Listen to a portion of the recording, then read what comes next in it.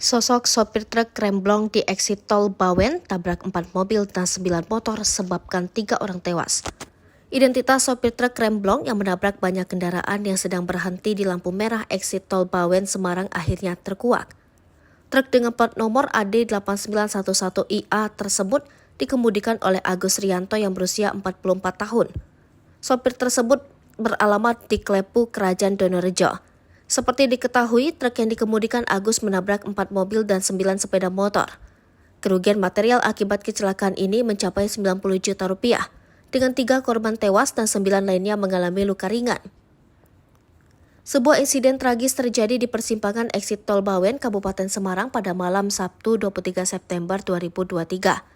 Sebuah truk tronton menghantam berbagai kendaraan yang berhenti di lampu merah menuju Salatiga. Peristiwa mengerikan ini terjadi sekitar pukul 18.10. Sebelum tabrakan terjadi, terdengar klakson panjang dari truk tronton yang diduga mencoba memberi peringatan kepada kendaraan di depannya. Namun truk tersebut tak bisa dihentikan dan melaju dengan kecepatan tinggi, menabrak dan menyeret sejumlah kendaraan. Beberapa motor bahkan ikut terseret oleh truk tersebut, sedangkan satu mobil terbalik di samping truk.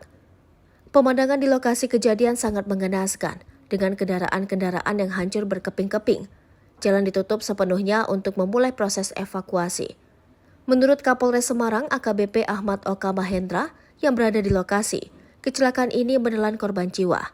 Ada 3 orang yang tewas dan 9 lainnya mengalami luka-luka parah. Para korban segera mendapatkan perawatan medis di Rumah Sakit Atin Bawen.